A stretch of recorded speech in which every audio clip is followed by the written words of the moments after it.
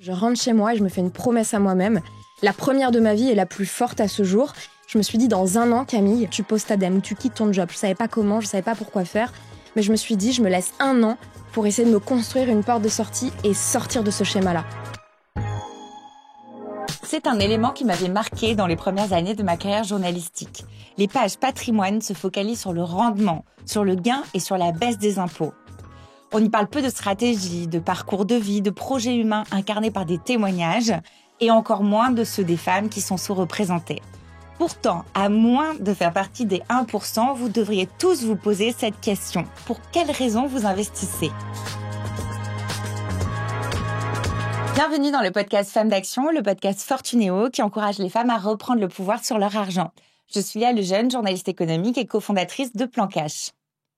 Pour comprendre les motivations et les déclics et les stratégies des femmes autour de nous, je reçois aujourd'hui Camille Aïtaleb, ancienne cadre dans le consulting, entrepreneur, investisseuse depuis quelques années maintenant et aussi présente sur les réseaux sociaux pour parler d'investissement aux femmes. Vous-même, vous avez changé de vie grâce à l'investissement. Bonjour Camille. Bonjour Léa, merci pour cette invitation. Dans cet épisode, on ne donnera pas de conseils en investissement à proprement parler, mais on exposera les motivations de nombreuses investisseuses, leur parcours de vie, pour que vous puissiez vous reconnaître et vous en inspirer. Parce qu'investir ne se résume pas à chercher le plus haut rendement ou à payer le bon d'impôt, c'est aussi et surtout une question de projet de vie, comme on le répète souvent sur Plan Cash.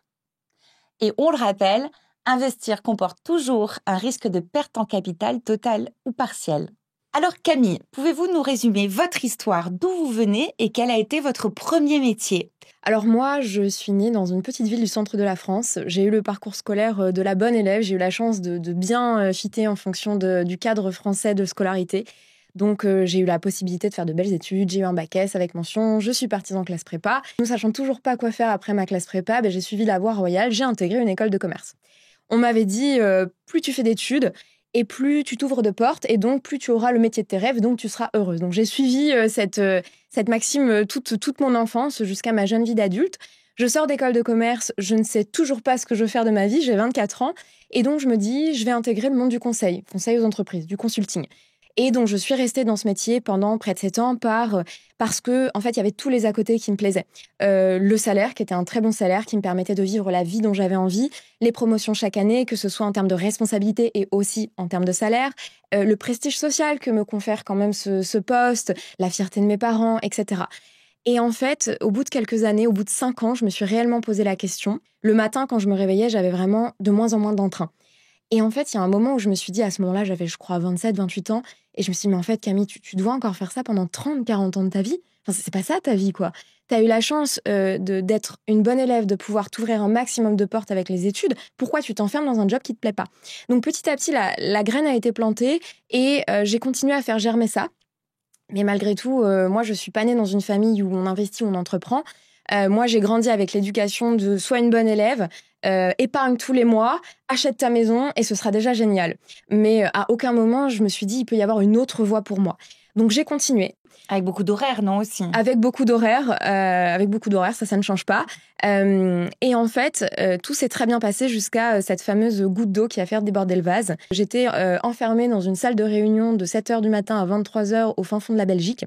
Mon client nous a fait venir dans son siège social et nous avait pris un hôtel, je me rappelle, à 30 mètres littéralement de l'entrée de son siège social. Et ce client dormait avec nous à l'hôtel. Donc en fait, du petit déjeuner le matin à 7h jusqu'au dîner à 22-23h, c'était boulot, boulot, boulot. Une mission qui m'intéresse pas, des horaires avec une amplitude absolument incroyable. Et je me rappelle très bien le déclic. Il a eu lieu un jeudi soir, enfin je devrais dire un jeudi pendant la nuit. C'était la veille de rendre les conclusions finales à ce client. Et en fait, on est resté enfermés dans la salle de réunion avec toute l'équipe jusqu'à 2h du matin pour modifier un PowerPoint qui était déjà prêt depuis des jours et validé par tout le monde. Et en fait, le lendemain, je suis rentrée chez moi, donc à Paris. Et en rentrant chez moi, je me suis vraiment dit, c'est terminé. Plus jamais j'accepterai ça. Parce qu'en fait, j'ai réalisé que si j'étais malheureuse dans cette salle de réunion, c'était pas à cause de mon manager, c'était pas à cause de mon client. Personne m'a obligée à rester coincée jusqu'à 2h du matin dans la salle. La salle, elle était ouverte, hein. J'étais pas pieds et poings liés sur ma chaise. C'est moi la seule responsable. C'est moi qui, depuis 5-6 ans, à ce moment-là, m'obligeais à rester dans mon job par convention sociale, etc., etc. Et ça rappelle un peu cette figure de la roue du hamster qu'on entend beaucoup chez les Américains qui se destinent un jour à investir. C'est-à-dire, je cours, je reste dans le modèle du travail tel qu'il existe et finalement, je sais plus quel est mon but et mon objectif. Exactement. Je pense que j'ai jamais connu mon but ni mon objectif parce que je me suis jamais posé ces questions-là en tant que lycéenne étudiante dans la voie que je voulais suivre. Mais vraiment, à ce moment-là, ça a été une révélation. Je rentre chez moi et je me fais une promesse à moi-même. La première de ma vie et la plus forte à ce jour. Je me suis dit, dans 1 an, Camille, je sais pas ce que tu feras, mais c'est terminé, tu ne seras plus dans le conseil. Dans 1 an, tu poses ta dème ou tu quittes ton job. Je savais pas comment, je savais pas pourquoi faire. Mais je me suis dit, je me laisse 1 an pour essayer de me construire une porte de sortie et sortir de ce schéma-là. Et c'est l'investissement qui vous a permis de vous rassurer et de sauter le pas? Pas du tout. À l'époque, j'investissais pas. J'épargnais, comme on m'avait sagement recommandé depuis mon enfance. Donc j'épargnais tous les mois, probablement pas suffisamment au vu de mon salaire, mais j'épargnais, c'était déjà ça. Je savais pas comment sortir du salariat, mais je voulais sortir. Je savais que pour ma santé mentale, physique, je pouvais pas rester. Donc l'idée a germé dans ma tête. Je savais pas comment sortir parce que je savais pas comment faire de l'argent autrement en fait. Enfin, oui, je vais quitter mon job, mais j'ai pas de salaire derrière. Comment je vis? Comment je paye mon loyer, mes courses? Et en fait, ce qui s'est passé quelques jours ou peut-être 2-3 semaines plus tard, je rentre du travail chez moi assez tard, je m'affale sur mon canapé et je zappe sur BFM, chose qui m'arrive vraiment très rarement. Et en fait, ce soir-là, à ce moment-là, je tombe sur l'interview d'un investisseur immobilier dans lequel je me reconnais parce qu'il a fait une école d'ingénieur, il a tout de suite détesté son métier, donc il a quitté son job. Il a commencé à investir dans des maisons qu'il s'est mis à diviser et à mettre en location courte durée. Et c'est ce qui lui a permis de se générer une rente pour remplacer son ancien salaire. Et en fait, à ce moment-là, moi qui n'ai jamais investi de ma vie, moi pour qui l'investissement c'est danger, je me dis c'est exactement ça que je vais faire. Et c'est comme ça en fait que je vais me lancer dans mon tout premier investissement, l'investissement immobilier, pour remplacer mon salaire. Donc, à titre personnel, c'est à la fois ce ras-le-bol professionnel et cette rencontre finalement avec un investisseur qui avait trouvé une solution qui permettait de gagner de l'argent autrement que par le salariat classique qui vous a mené à votre premier investissement. Quelles étaient vos autres aspirations? Quelles étaient vos envies quand vous avez donc décidé d'investir d'abord dans l'immobilier et puis après d'investir plus largement? Mon seul besoin, c'était ni une envie ni une aspiration à l'époque. Mon seul besoin, c'était de quitter le salariat. Je ne savais pas du tout ce que j'avais envie de faire de ma vie et je sentais que j'avais besoin de récupérer du temps pour enfin me poser, faire une introspection et voir ce que j'avais au fond de mon cœur. Pourquoi j'ai envie de me réveiller toutes les journées jusqu'à la fin de ma vie? Et en fait, je me suis dit, ce temps, il faut que je l'achète. Ce temps, il faut que je le récupère. Ce temps, aujourd'hui, je ne l'ai pas en tant que salarié. Donc, la seule chose, c'est qu'il faut que j'arrive à racheter ce temps grâce à l'investissement. Donc, pour moi, l'immobilier, ça a vraiment été le rachat de ma liberté temporelle. Et puis, de fil en aiguille, ça m'a aussi permis de créer plus tard mon activité actuelle qui me rend beaucoup plus heureuse. Donc, ça a vraiment été le début de beaucoup de choses. Alors, pourquoi l'immobilier d'abord et pas forcément la bourse ou d'autres systèmes d'investissement? Et est-ce que vous êtes lancé quand vous étiez encore en poste dans cet achat? Parce qu'on sait que c'est pas forcément facile d'obtenir un prêt. Complètement. Alors, pourquoi l'immobilier et pas la bourse? Tout simplement parce que effet de levier bancaire. En fait, j'investissais de l'argent qui n'était pas à moi, qui était à la banque. Et c'était une partie à vous, l'apport, et après le prêt immobilier qui vous était accordé. C'est ça. Donc, en gros, j'ai fait un projet immobilier d'environ 180-190 000 euros. La totalité à 10 000 euros près m'a été prêtée par la banque. Donc, en fait, tout l'argent que j'ai fait fructifier n'était pas à moi. Et donc, pour moi, c'était une solution beaucoup plus pratique pour moi qui n'avais pas des centaines de milliers d'euros à placer et à faire fructifier. Donc, 180 000 euros, vous achetez une petite maison que vous transformez en immeuble de rapport, plusieurs appartements à mettre en location. Comment ça fonctionne au tout début? Comment vous avez repéré la ville, l'endroit? Oui. Parce que vous n'avez pas de connaissances spécifiques. Non, mais je me suis fait former. Donc, pour chercher une ville où investir, je n'ai pas du tout investi avec mes émotions, mais j'ai investi avec ma raison. J'ai tracé un cercle de 2 heures dans le périmètre dans lequel j'habitais, donc autour de Paris. Donc, j'ai pris ma carte, j'ai pris mon compas.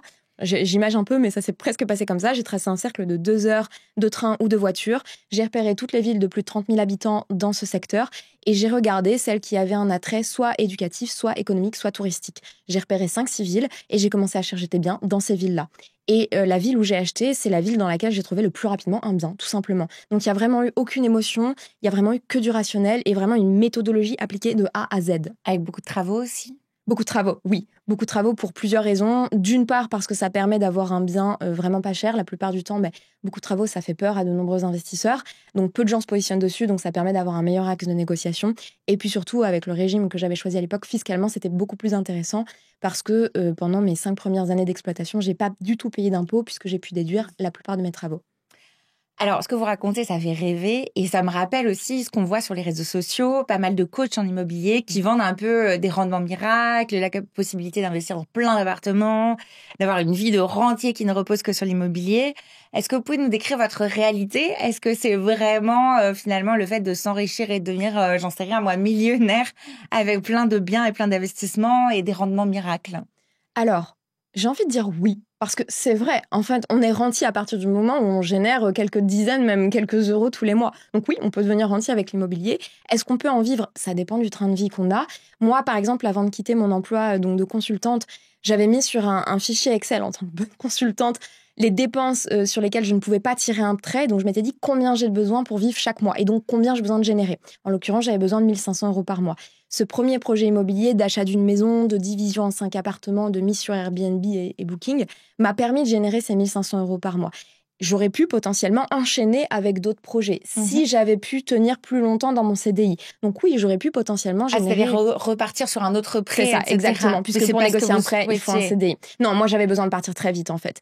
J'avais mes 1 500 avec ce projet. Je me suis dit, c'est bon, c'est suffisant. Donc oui, il est complètement possible de générer des rentes, de les accumuler jusqu'à une certaine capacité d'endettement, même si certains banquiers sont un petit peu plus flexibles. Alors, je pondère un petit peu, rentier, oui et non, parce qu'il y a quand même pas mal de travail derrière sur toute la prise en charge du bien immobilier et la gestion et la clientèle et des locataires. Et puis, il y a toujours une part de risque, même dans l'immobilier, même si on a tendance à la sous-estimer, elle existe quand même.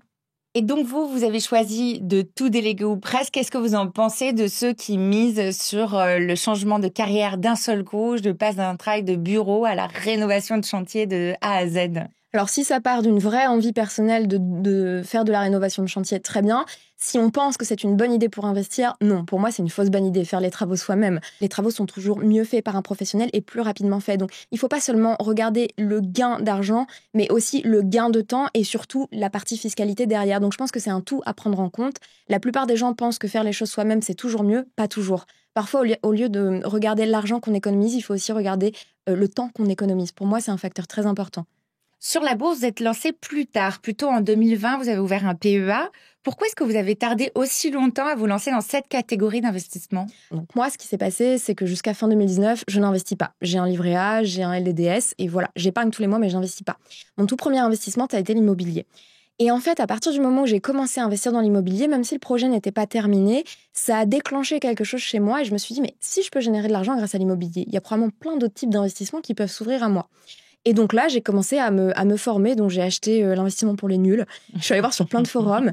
J'ai essayé d'en parler autour de moi, mais sauf qu'à ce moment-là, j'avais pas un cercle d'investisseurs et surtout, c'était un sujet tabou. C'est dur d'évoquer le sujet de l'argent avec ses amis quand on n'en parle pas d'habitude. Donc, je me suis beaucoup formée sur des forums et sur des livres. Et puis, petit à petit, je me suis dit, je vais ouvrir un PEA et je vais ouvrir une assurance vie. Mon PEA, je l'ai gardé en gestion personnelle au début. Et puis, mon assurance vie, je l'ai mis en autopiloté. Et puis, je me suis dit, plutôt que de mettre tous les mois X argent sur mon livret A, sachant que mon épargne de sécurité était largement pleine, je me suis dit, je vais mettre cet argent sur un autre type d'investissement. Et une fois, en fait, ce qui s'est passé, c'est qu'une fois que j'ai compris la logique de l'investissement grâce à l'immobilier, je me suis dit, elle s'applique à tout type d'investissement, même s'il fonctionne différemment. Quelle logique de l'investissement vous voulez dire, du coup, Oui. qui pourrait s'appliquer entre ces deux secteurs qui ont l'air assez différents au départ? Complètement. La logique, c'est de se dire, il faut que mon argent travaille pour moi. Si j'épargne mon argent sur un livret A ou si je la laisse sur mon compte courant, avec l'inflation chaque année, je perds de l'argent, je perds du pouvoir d'achat. Donc si j'attends jusqu'à ma retraite en laissant mon argent sur un compte qui ne me rémunère pas ou très peu, je perds de l'argent. Donc il faut que cet argent travaille. Et ça, je l'ai compris grâce à l'immobilier, même si c'est l'argent de la banque qui travaille en réalité. Et c'est comme ça, en fait, que je l'ai appliqué à autre chose. Je me suis dit, avec mon livret A, à l'époque, je sais pas combien de pourcents j'avais, 0,5 ou 0,75.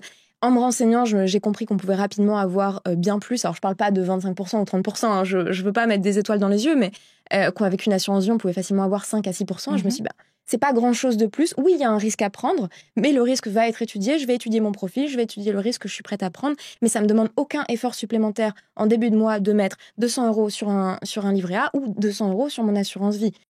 Alors, sur l'assurance vie, c'est assez clair, c'est en gestion pilotée, donc vous déléguez, vous n'avez pas besoin de gérer. Sur le PEA, c'est un petit peu différent. Quelle stratégie vous avez adoptée? Alors sur le PEA, j'ai adopté une stratégie très simple. J'ai acheté plusieurs actions à l'époque, de grosses entreprises très stables dans lesquelles j'avais confiance. J'ai beaucoup investi sur des actions franco-françaises, par patriotisme, je sais pas. Peut-être aussi parce que ce sont des entreprises que je connais, certaines pour lesquelles j'ai travaillé en tant que consultant, donc j'ai un petit peu une image de leur stabilité, etc. Et en fait, j'ai eu énormément de chance sur mon PEA puisque j'ai investi sur mon PEA en avril 2020. Toutes les actions étaient au plus bas. Donc autant vous dire que quand quelques mois plus tard, toutes mes actions ont explosé, je me suis dit que j'étais le nouveau Warren Buffett, que je comprenais absolument tout à l'investissement. Et puis petit à petit, l'économie s'est stabilisée et j'ai continué la même stratégie en me disant que j'avais quand même eu un gros coup de chance et que si j'avais su, j'aurais même mis encore plus d'argent à ce moment-là. En matière d'investissement, on apprend souvent de ses erreurs. Quelles ont été les vôtres et comment vous en êtes sortis, que ce soit dans la bourse ou dans l'immobilier?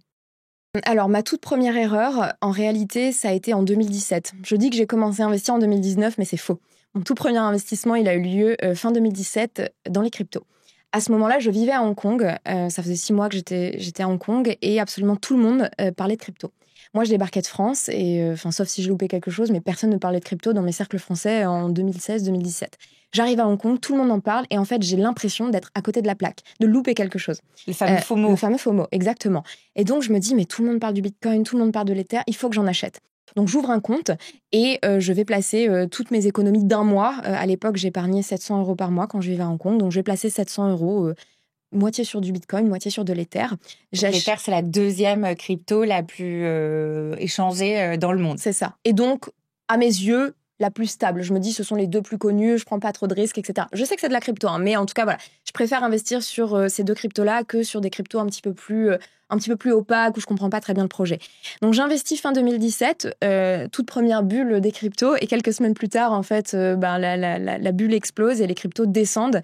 Et je suis pas effondrée. Absolument pas, parce que même sans le savoir, à l'époque, j'ai investi une somme que j'étais prête à perdre. J'ai investi 1 mois d'économie. Bon, je me dis... Vous l'avez pris un peu comme un pari, finalement. Un peu comme un pari, un peu comme un test. Il y avait aussi de la curiosité de me frotter à ce milieu-là. Et en fait, en février 2018, quand je me rends compte que mes cryptos sont au plus bas, je me dis, bon, c'est dommage d'avoir perdu 1 mois d'économie, c'est pas grave, je vais remettre de côté ce mois-ci, le mois suivant, etc.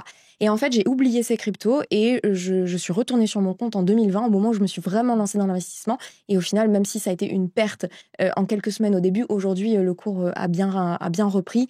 Donc, il n'y a pas de perte sur le long terme par rapport à ce projet. Mais du coup, vous n'avez pas vraiment répondu à ma question. Je demandais quelles avaient été vos erreurs et qu'est-ce que vous en aviez retenu. Complètement. Qu'est-ce qu'on retient de cette erreur-là, ou en tout cas de cette hésitation-là? Cette hésitation-là, pour moi, m'a fait prendre conscience qu'il fallait surtout pas répondre au FOMO. Enfin, c'est pas parce que j'ai peur de louper quelque chose qu'il faut absolument que j'y aille. Pour moi, aujourd'hui, c'est ce que je m'applique à moi-même, mais c'est aussi ce que je recommande aux femmes qui me suivent. C'est on investit quand on comprend quelque chose. Si vous ne comprenez pas un investissement, c'est pas que vous êtes bête. C'est pas que vous êtes moins intelligente que la moyenne, c'est juste que pour le moment, cet investissement n'est pas fait pour vous. Il y en a un qui est fait pour vous, trouvez-le. Documentez-vous, etc. N'écoutez pas forcément les on-dit et les personnes autour de vous qui vous disent « tu vas faire x2 en quelques mois, vas-y absolument ». Non, vous investissez dans quelque chose que vous comprenez et sur lequel vous avez un degré de confiance assez important.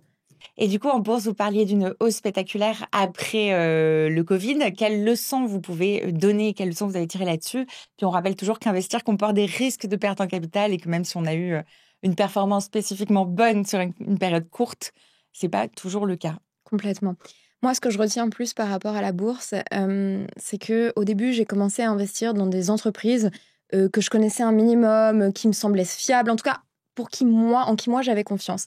Et puis, j'ai fini par appliquer un peu la stratégie, je dirais, de Monsieur Tout-le-Monde. Je me suis abonnée à des newsletters qui recommandaient des ETF sur lesquels investir. Je creusais pas le sujet et je me disais, si ça a très bien marché pour lui, pour moi, ça devrait aussi marcher. Donc, j'ai commencé à investir sur des actions ou sur des ETF. Donc, les ETF, c'est les paniers d'actions qui répliquent un indice. Sur lesquels j'avais pas vraiment creusé le sujet et la plupart du temps ça fonctionnait pas. Donc pour moi la leçon vraiment à retenir, encore une fois c'est la même que celle de tout à l'heure, mais n'investissez pas parce que votre voisin ou votre meilleur ami apparemment expert en bourse ou en investissement vous dit d'investir. creusez le sujet. Et vous n'avez pas besoin d'y passer des heures toutes les semaines, ni même tous les jours ou tous les mois. Simplement, choisissez dès le départ les actions sur lesquelles vous voulez investir et continuez chaque mois, mettez de l'argent chaque mois sans remettre en question votre panier boursier tous les 3-4 matins. Et laissez le long terme aussi faire les choses, puisque pour moi, en tout cas, c'est ma stratégie, c'est que j'investis pas pour devenir millionnaire dans 5 ans, j'investis pour générer de l'argent dans 20 ans, 30 ans, 40 ans. Donc vraiment à très long terme. Oui, sur le long terme, les risques diminuent légèrement, même s'ils existent toujours. Complètement. En parallèle, vous êtes aussi formé sur le marché des sacs de luxe et vous avez investi dans quelques modèles vintage retapés et revendus sur le marché de la seconde main. C'est devenu votre side business avec une formation pour encourager d'autres femmes à se lancer dans l'achat et revente de sacs. Comment ça fonctionne? Est-ce qu'on peut vraiment parler d'investissement sur un sac de luxe? Et pourquoi ça fait moins peur à certaines femmes que la bourse ou l'immobilier ou d'autres secteurs? Je me suis lancée dans l'investissement dans les sacs de luxe en 2021. À ce moment-là, j'avais déjà de l'immobilier, de la crypto, de la bourse. Et en fait, je cherchais à diversifier dans quelque chose qui me fasse un peu plus plaisir, qui soit un peu plus concret et qui puisse générer des rendements plus sympas aussi. Et en fait, je me rappelle très bien, un ami de mon compagnon lui a raconté un jour qu'il participait à des ventes aux enchères pendant lesquelles il achetait des montres de luxe vintage à petit prix qu'il faisait rénover par des horlogers. Il les stockait dans un coffre, il les portait de temps en temps pour se faire plaisir, il les revendait au bon moment pour générer une plus-value. Et j'ai trouvé l'idée géniale. Je connaissais l'investissement dans les montres, j'en avais entendu parler, mais le fait de coupler l'investissement dans les montres aux enchères, je sais pas, il y a quelque chose qui s'est allumé dans ma tête et j'ai senti une petite flamme et je me suis dit, c'est pour moi. Je me dis en fait, mais je sais ce que je vais faire. Je vais appliquer exactement cette stratégie-là, mais à un produit que je connais plus et qui me plaît plus, les sacs de luxe. Et c'est comme ça que je me suis mise à participer à des ventes aux enchères, durant lesquelles j'achète des sacs de luxe vintage très abîmés. C'est comme pour l'immobilier, ça fait peur à tout le monde. Donc en fait, les prix ne s'envolent pas. Je les fais restaurer par des maroquiniers compétents ou je les restaure moi-même puisque je me suis formée sur le sujet. Et ensuite, je les revends pour générer une plus-value. Donc c'est pas forcément un secteur par lequel on peut commencer si on n'a aucune compréhension des marchés, de la finance, de l'offre et de la demande, de comment on génère une plus-value. On peut, mais pour moi, je le recommande pas, puisque ça reste un investissement beaucoup plus atypique et qui vient compléter quelque chose de plus régulier. Par exemple, moi, ce que je ferais pour commencer, si c'était moi, j'investirais déjà tous les mois sur des supports sur lesquels j'envoie de l'argent régulièrement, tels que un PER, une assurance vie, un PEA, etc.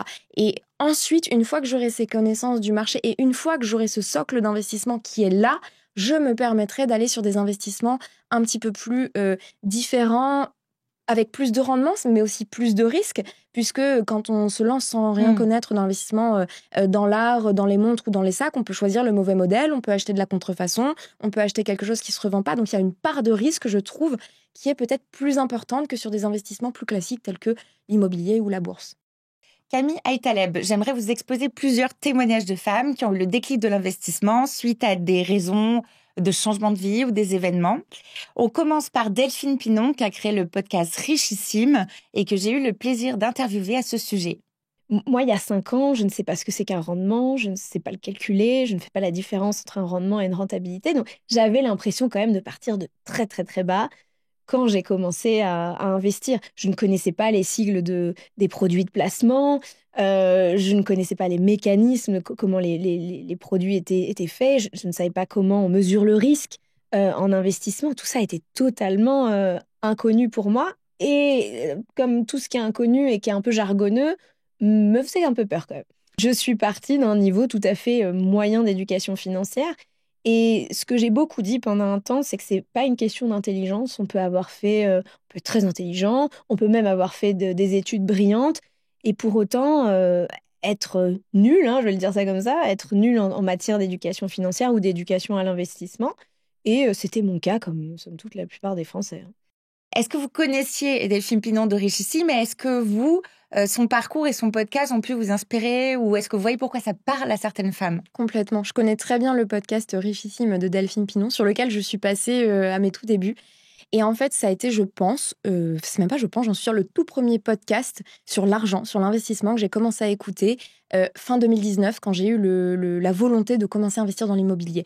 Et je pense qu'à ce moment-là, elle en était au tout début de son podcast et j'ai vraiment eu de l'impression de grandir avec son podcast. Donc ça m'a énormément accompagnée sur des réflexions autour de l'investissement, de l'argent, et surtout, ce que ça m'a apporté, c'est que ça m'a aussi permis de mettre le sujet sur la table avec certains de mes proches ou certaines de mes amies. L'autre exemple, c'est celui des cadres intermédiaires ou supérieurs, un peu comme vous. qui ont dégoté des emplois de salariés, puis commencé à courir là dans la petite roue du hamster dont on parlait pour obtenir une promotion, se faire augmenter, progresser sans fin. Et puis on entend pas mal d'histoires de burn-out depuis 4-5 ans, notamment de femmes qui ont finalement opté pour l'entrepreneuriat pour retrouver leur indépendance ou échapper au stress. Je pensais par exemple à Pauline de Imo Durable sur Instagram qui en parle aussi. Elle, c'est de la location longue durée. Pareil, c'est une ancienne ingénieure en CDI assez classique. Qu'est-ce que vous pensez de ce type de parcours? Est-ce que c'est fréquent autour de vous, parmi vos abonnés ou autres? En effet, c'est une tendance que je constate de plus en plus, que ce soit dans mes cercles personnels ou auprès de mon audience. Cette volonté, pas toujours de quitter son emploi, mais en tout cas de transformer sa vie. Ça peut être de passer au 4/5e ou de changer quelque chose dans son emploi du temps ou de changer de fonction au sein de son entreprise ou en effet de quitter complètement son job pour se retrouver, pour se renouveler dans l'entrepreneuriat ou autre. Je pense que c'est très générationnel aussi. Et peut-être qu'une partie de moi est biaisée parce que depuis que je côtoie des cercles d'investisseuses et d'entrepreneuses, forcément, autour de moi, on parle énormément de ça. Mais en tout cas, c'est une tendance que je vois de plus en plus et je trouve que c'est très porteur d'espoir que toutes ces femmes et tous ces hommes également aient la confiance en eux de se dire « je peux me réinventer ». Oui, j'ai 30 ans, oui, j'ai 35 ans, oui, j'ai 40 ans, 45 ans, etc. Aujourd'hui, si je veux quitter mon job pour tenter autre chose, je tente. Et si ça marche pas, tant pis, je ferai machine arrière ou je trouverai une autre solution. Mais je trouve que ça reflète aussi la confiance que les gens peuvent avoir en leur capacité à rebondir. Et ça, je trouve ça très beau. J'ai aussi interviewé Vanessa Carrez, qui tient le compte Vanessa Money Mindset sur Instagram et TikTok, et qui nous raconte, elle aussi, son propre parcours avec une situation d'immigration entre l'Afrique centrale et la France, et puis un changement aussi de classe et de milieu social. On l'écoute. Très vite, je savais qu'il me manquait quelque chose et j'en avais conclu que c'était parce qu'on n'avait pas beaucoup d'argent. J'avais bien conscience que maîtriser les aspects financiers allait m'aider en fait à me sortir de la pauvreté. Et la seule manière pour moi de maîtriser ça, c'était vraiment de travailler au cœur de l'argent. Et quand tu veux travailler dans le système financier, la première chose que tu vois, c'est ton banquier. Et donc, j'avais l'impression que du coup, en étant bancaire, j'allais me mettre à l'abri, j'allais connaître tous les rouages du système et j'allais être, entre guillemets, sauvée. Qu'est-ce que vous pensez de ce type de parcours de femmes qui utilisent l'investissement pour s'émanciper, s'échapper d'un milieu social d'origine, par exemple progresser au-delà de la classe sociale et du travail? Que ce soit son milieu d'origine ou aussi parfois le carcan dans lequel, en tant que femme, on peut être enfermé. En fait, je trouve que pour moi, l'investissement, dans tous les cas, c'est vertueux, puisque parfois, on peut voir des femmes qui, une fois mariées ou maman, vont passer au 3/5e alors que le conjoint va garder son temps plein. Et donc, forcément, elles génèrent moins d'argent, elles épargnent moins pour elles. Et en cas de séparation ou de divorce, souvent, ce sont des femmes qui, d'une, vont s'appauvrir. Ou alors, on a aussi souvent le cas de femmes qui peuvent se retrouver dans des relations amoureuses dans lesquelles elles ne se sentent plus bien, voire dans lesquelles elles sont en danger. Et sans avoir de l'argent, en fait, sans avoir un investissement qui nous permet de vivre, on ne peut pas sortir de ça. Et pour moi, l'investissement, en plus d'être un améliorateur de vie au quotidien et de permettre d'avoir des projets, ça permet aussi de se sécuriser soi-même en tant que personne et surtout en tant que femme, peu importe du milieu duquel on vient. Je me souviens du témoignage de Kay aussi qu'on avait reçu sur Plan Cash qui répond au pseudonyme de Mission Réussite Financière sur Instagram. Elle a commencé à investir il y a 10 ans sur une situation assez personnelle quand on lui a annoncé que son fils était autiste sévère. C'est une maman solo, elle voulait garder son fils auprès d'elle et ne pas l'envoyer dans un hôpital ou un établissement spécialisé. Et elle voulait aussi être en capacité de pouvoir arrêter de travailler si nécessaire pour s'en occuper. Donc, sur des années, elle a accumulé 5 biens en investissement locatif, ça fait beaucoup, un compte titre et une assurance vie, mais aussi pour lui permettre de finalement se détacher du salariat au sens strict. Qu'est-ce que vous pensez de ce type de parcours assez particulier? C'est un témoignage assez émouvant et que je retrouve, je dirais pas régulièrement, mais que je retrouve parmi les femmes que j'accompagne, cette volonté d'investir pour ses enfants. Et en fait, je trouve ça très beau aussi parce que moi, ce que je dis souvent avant d'accompagner quelqu'un à investir, c'est pourquoi tu veux investir. Quelle est ta motivation profonde? Qu'est-ce que tu as là dans le ventre? Pourquoi? Quels sont vraiment... qu'est-ce qui fait que tu as besoin, tu as envie de générer plus d'argent? Et souvent, les enfants, c'est un thème qui est très fort, qui fait qu'en fait, on ne va jamais rien lâcher, qu'on va avoir des ailes qui vont se déployer et qu'on va être capable de faire des investissements incroyables. La preuve en est cette personne qui a accumulé 5 biens immobiliers pour son fils. Enfin, je trouve que c'est une très belle histoire. Sans être passée par les mêmes épreuves qu'elle, moi, je me suis mise à investir aussi parce que j'en avais un peu marre d'être payée assez mal. Par exemple, le métier de journaliste, c'est un métier qui rémunère pas si bien que ça par rapport à une ville onéreuse comme Paris. Moi, je voulais compléter mon salaire, gagner en pouvoir d'achat et puis pouvoir payer mes frais de copropriété, parce que j'avais acheté dans une copropriété en grande difficulté ma résidence principale. Et j'ai aussi opté pour de l'investissement responsable, pour de l'assurance vie et puis de la SCPI aussi durable. Et même en start-up à impact, vous parliez tout à l'heure de crowd equity, moi aussi je l'ai fait, donc investir directement dans des entreprises auxquelles on croit. Comment vous jugez ma stratégie du coup ? Est-ce que vous aussi vous faites attention à l'impact dans vos investissements personnels ? Alors, je ne juge pas votre stratégie, puisqu'en fait, chaque stratégie est propre à la personne qui investit. Le plus important pour moi, en tout cas, c'est de ne pas copier-coller la stratégie de quelqu'un d'autre. Avant d'investir, pour moi, il faut vraiment s'interroger sur pourquoi on investit, dans quoi on a envie de mettre son argent, pour quelle valeur on a envie que son argent travaille, pour quel type d'entreprise, pour quel type de société, etc. Donc, ces questions-là sont à se poser et sont très personnelles. Donc, pour cette raison, il n'y a pas de meilleure stratégie qu'une autre. Tant qu'elle répond à vos valeurs et qu'elle répond à vos objectifs de rentabilité dans un sens, oui, pour moi, ça reste une bonne stratégie. On ne peut jamais avoir tout parfait, c'est-à-dire autant de rendement qu'on souhaite avec pile les entreprises qu'on a envie de soutenir. Tout, voilà, c'est une question de choix aussi. Non, bien entendu, après, forcément, si vous souhaitez 30%, enfin, il y a aussi un état réaliste par rapport au marché. Je pense que c'est pour ça qu'il faut se documenter sur le sujet. Si on pense que, parce qu'on a vu 2 vidéos sur YouTube, on va pouvoir faire 30% de rendement, la réponse est non. Mais je pense qu'il faut réussir à trouver un juste milieu entre ses valeurs, ses objectifs et aussi le temps qu'on a à disposition pour réussir à atteindre les objectifs financiers qu'on souhaite. Pour moi, il y a une sorte de triangle entre les trois et la bonne décision se trouve au milieu. Alors, j'ai cité plein d'exemples de femmes différentes qui avaient des motivations différentes pour investir. Il y en a une que j'ai pas citée qui est pourtant importante. C'est les femmes qui investissent pour faire le complément pour leur retraite. Celles qui savent que leur retraite sera en moyenne de 39% inférieure à celle des hommes et qui d'ores et déjà se posent la question de qu'est-ce qu'on peut faire pour compenser. Est-ce que c'est un profil que vous croisez souvent, vous aussi ? Oui, tout à fait. La plupart des femmes que j'accompagne ont entre 30 et 45 ans. Et donc, on commence petit à petit dans ces cercles-là aussi à parler retraite, tout simplement. Certaines n'y croient plus du tout, certaines y croient un peu. En tout cas, chacune se dit qu'elle doit compléter sa future retraite, soit pour pouvoir partir en retraite et être à l'aise, soit pour pouvoir quitter plus tôt son job que prévu et donc se créer elle-même sa propre retraite, sans compter sur celle que lui délivrera l'État. D'accord. Alors, dans cet épisode, on a vu qu'il n'y avait pas une seule motivation pour investir, mais du coup, un aéropage complet de raisons et de choix. Comme il y a aussi des épreuves bien stressantes et des erreurs multiples dans les parcours d'investissement, que diriez-vous aux femmes qui, malgré nous avoir écoutées là, ont encore peur de se lancer dans l'investissement, qui sont très anxieuses ?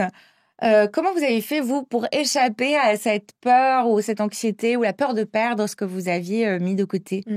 En fait, il y a plusieurs choses.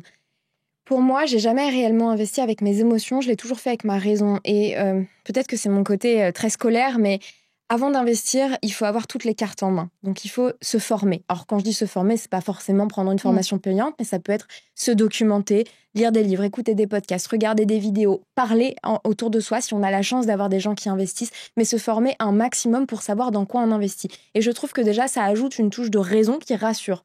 Et ensuite, la deuxième chose que je répète tout le temps, n'investissez que l'argent que vous êtes prête à perdre. Alors, je sais, tout le monde va me dire, mais je suis prête à rien perdre du tout. Mais en gros, n'investissez que l'argent qui ne vous empêchera pas de dormir si jamais vous n'êtes pas tout à fait sûr de là où ça va. Et à partir de là, je trouve déjà, quand on investit une somme que l'on est prête à perdre, entre guillemets, et qu'en plus, on est bien renseigné, je trouve que ça rend plus sereine. Et surtout, n'investissez que à partir du moment où vous avez déjà constitué votre épargne de précaution. Les 3, 4, 6 mois d'argent qu'on met de côté sur un livret liquide comme le livret A, toujours avoir ça en tête qui est un peu, du coup, le matelas de sécurité au sens strict, quoi. Et c'est ce qui permet de se rassurer si jamais on a un investissement qui est en perte de -7, -10, -20, -50%. On se dit, c'est pas grave, j'ai mon matelas de sécurité. L'investissement, je le vois à long terme. Donc, ça permet aussi, je trouve, de se rassurer. En tout cas, moi, c'est vraiment ça qui m'a donné confiance et qui, aujourd'hui, me fait continuer à investir, même s'il y a des moments où mes portefeuilles sont tous inférieurs à 0. C'est pas grave. J'ai confiance dans l'avenir et je sais que j'investis sur du long terme. Merci beaucoup pour ces réflexions, Camille Aïtaeb. Merci d'avoir pris le temps de discuter avec nous de toutes ces femmes et de tous ces profils que vous croisez. Et pour aller plus loin, on peut vous suivre sur Instagram, @l.investi. À très bientôt, Camille. Merci Léa, à très bientôt. Femmes d'Action est un podcast produit par Fortunéo en collaboration avec Slate.fr. Je suis Léa Lejeune de Plan Cash et j'ai été ravie de vous accueillir dans cet épisode. Si cet épisode vous a plu, n'hésitez pas à le partager auprès de vos proches, à vous abonner, à liker. Merci à toutes et à tous pour votre écoute et lancez-vous, reprenez le pouvoir sur votre argent. On vous laisse avec un dernier conseil de Delphine Pinon. Le meilleur des investissements, celui qui sera quasiment 100% du temps rentable, c'est d'investir sur vous et notamment sur votre éducation financière. 1 heure de votre temps passé à apprendre des choses sur l'argent peut vous rapporter des dizaines de milliers d'euros sur toute une vie. Que vous passiez ce temps à écouter ce podcast, que vous passiez ce temps à faire des recherches sur Google, mais apprendre des choses peut vous permettre de faire de meilleurs placements, juste de changer des petites choses qui sur 10, 20, 30 ans, vous n'imaginez pas à quel point ça peut faire une différence et ça peut se compter en dizaines de milliers d'euros.